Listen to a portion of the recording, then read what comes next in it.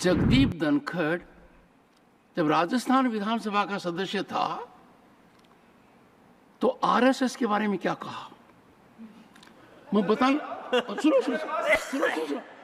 मुझे पता है आपकी पार्टी के अंदर इतनी गोपनीयता नहीं है कि मुझे नहीं पता लगे। सुनिए, आज से करीब 25 साल पहले सदस्य न होने के बाद मैं आरएसएस का एकलव्य बन गया। एकलव्य बनने में मुझे समय लगा, वाल्मीकि जी का भी परिवर्तन हुआ था, और जब से मेरा परिवर्तन हुआ, नड्डा जी, जब से मेरा परिवर्तन हुआ, मेरे मन में एक टीस सदा रही कि मैंने प्रथम वर्ष क्यों नहीं किया, द्वितीय वर्ष क्यों नहीं किया, तृतीय वर्ष क्यों नहीं किया। मैं कहता रहा। मैं यहाँ पर यह भी चर्चा करना चाहूँगा, अब खरगे जी चले गए, हमारे बड़े आदरणीय, मैं सोच रहा था कि वो रहेंगे तो अच्छा रहेगा, लेकिन चलिए, हमारे उनके साथी यहाँ पर हैं तो वो वैसे भी वो एक्टिव रहते हैं, तो वो हमारी बात सुनेंगे और उन तक मेरी बात पहुँचाएंगे।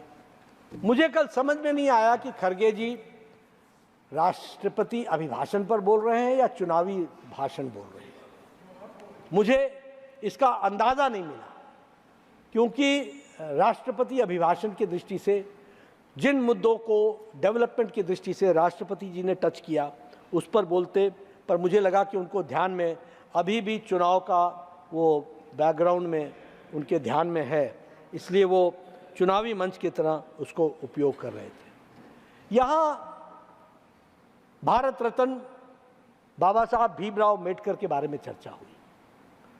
मुझे अंबेडकर जी के बारे में जो उन्होंने कहा वो कष्ट देने वाला भी था और विडंबनापूर्ण भी था। आपने ऐसे भावुक तरीके से बोला जैसे बाबा साहब अम्बेडकर के साथ आपका ऐसा संबंध है।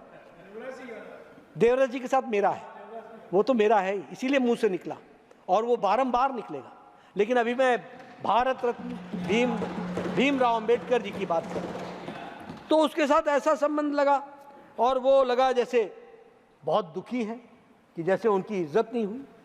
लेकिन मैं उनको याद दिलाना चाहता हूं कि आप ही की पार्टी जब बाबा साहब भीमराव अम्बेडकर भारत रत्न जब दुखी होकर के नेहरू कैबिनेट से उन्होंने इस्तीफा दिया था, तो उनको इस्तीफा के बाद इसी हाउस में इस्तीफा पर वक्तव्य रखने से नहीं दिया गया था, उसकी परमिशन नहीं थी।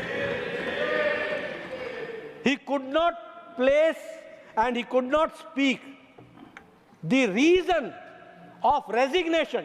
This is on record कि उनको अपने बाबा साहब को यहाँ पर हाउस में। Sir, please look at the records of the house and find out. One second. Nadda ji एक सुनो जयराम जी। Sir, I just want the honorable leader of the house to revisit the records of that day and see why that permission was not granted by the chair.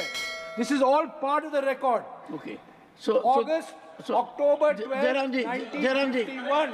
Please look at the records. 1 second. You have a master historian there. 1 second. So Jairam ji, one second. I thought you were disputing it. You are not disputing it. You are going beyond it. You may continue. Chairman sir, you may continue. Chairman sir, you may Chairman continue. Sir, I must thank Jairam Ramesh for substituting that what I am saying is correct. But he wants you to say more. हाँ, तो अब वो इस्तीफा दिया, उनको बोलने नहीं दिया गया और भीमराव अंबेडकर को दूसरे दिन प्रेस कॉन्फ्रेंस करनी पड़ी। अब खरगे जी के दिल में अभी भी टीस है, मैं उनकी सहानुभूति रखता हूं, लेकिन अपने कांग्रेस भाइयों से पूछे ना कि जो आप इधर हमारे से पूछ रहे थे, आपके कांग्रेस पार्टी ने क्या हाल किया उनका, कैसे देखा उनको। फिर उसके बाद अगर मैं कहूं, नड्डा जी, 1990 में I was member of Lok Sabha. 1990 के 2 महीने बहुत महत्वपूर्ण है। मार्च के महीने में लंबे अंतराल के बाद भारत रत्न उनको दिया गया। और अप्रैल 1990 में सेंट्रल हॉल में उनका पोर्ट्रेट अनवील किया गया और पोर्ट्रेट अनवील करते समय ये ध्यान रखा गया कि पोर्ट्रेट्स का मूवमेंट कैसे हो। और तब मैंने जानकारी की कि जब से सेंट्रल हॉल में पोर्ट्रेट लगे हैं उनका मूवमेंट होता रहा है, कभी कोई मुद्दा नहीं उठा। आपने 1993 की बात की, शायद आप भी उस समय विधायक होंगे, मैं भी विधायक था। जो आपने कहा मैंने भी आंखों से देखा है। मैं कांग्रेस पार्टी का विधायक था और कांग्रेस पार्टी से मेरा गहरा नाता रहा है। स्वीकार नहीं, मैं कभी कोई चीज को स्वीकार करने से हिचकिचाता नहीं, पर एक समय था जब मैंने ये कहा था, जिसकी बड़ी कोशिश कर रहे हैं जयराम जी, कि जगदीप धनखड़ जब राजस्थान विधानसभा का सदस्य था तो आरएसएस के बारे में क्या कहा, मैं सुनो, मुझे पता है आपकी पार्टी के अंदर इतनी गोपनीयता नहीं है कि मुझे नहीं पता लगे। सुनिए, मैं बताना चाहता हूं, माननीय नड्डा जी, मैं बताना चाहता हूं कि आज से करीब 25 साल पहले सदस्य न होने के बाद मैं आरएसएस का एकलव्य बन गया। और क्यों बना? तपस्वी लोग हैं, राष्ट्रभक्त हैं, समर्पण की भावना उत्कृष्ट है, दूसरे विचार को ग्रहण करते हैं। और मैं तो आश्चर्यचकित हूं कि खुद के अलावा देश की सोचते हैं, समाज की सोचते हैं। तो आप वो एक्सरसाइज बंद कर दो, मैंने कह दिया है। जनवरी 1994 ये तो कह रहा हूं, मैं एकलव्य तब नहीं था, मैं एकलव्य बनाऊं 25 साल पहले। के बारे में आपने क्या कहा? सुनो, आप समझ नहीं रहे मेरी बात। मैं कह रहा हूं कि एकलव्य बनने में मुझे समय लगा, वाल्मीकि जी का भी परिवर्तन हुआ था।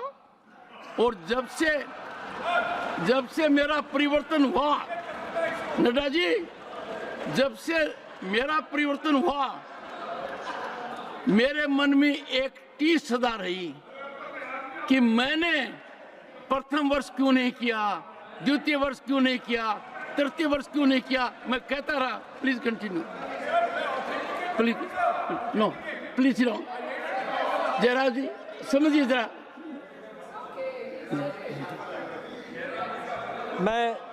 मैं यहाँ ये भी बताना चाहता हूँ, जिसका जिक्र अभी हमारे चौहान साहब ने भी किया और मादिक साहब ने भी किया। वो जो 1952 का चुनाव अंबेडकर जी लड़ने गए, तो उनके विरुद्ध नेहरू जी खुद प्रचार में गए। He himself participated in the electioneering against Bhimrao Ambedkar. और उसमें सबसे बड़ी बात ये थी कि आप देखिए, मज़ा है, इनका ईवीएम से जो बैर है वो बड़ा पुराना है। उस समय भीमराव अंबेडकर जी 14,000 वोट से हारे और इनवैलिड वोट 78,000 हुए।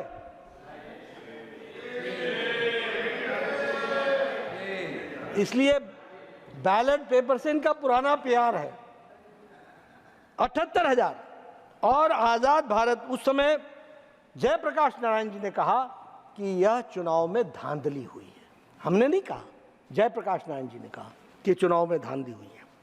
और इसी तरीके से जो हमारे धनंजय कीर हैं, जिन्होंने पुस्तक लिखी है डॉक्टर बाबा साहेब अम्बेडकर जीवन चरित्र, वह इस बात की पुष्टि करते हैं, जो पद्म भूषण आपकी सरकार ने दिया, वह इस बात की पुष्टि करते हैं कि किस तरीके से भीमराव अंबेडकर जी को हराया गया, इस बात को उसमें कहते हैं। उसी तरीके से जो आपने भी कहा कि 1990 में, जिसका आपने जिक्र किया, कि यानी भारत रत्न मिलते मिलते 1990 हो गया।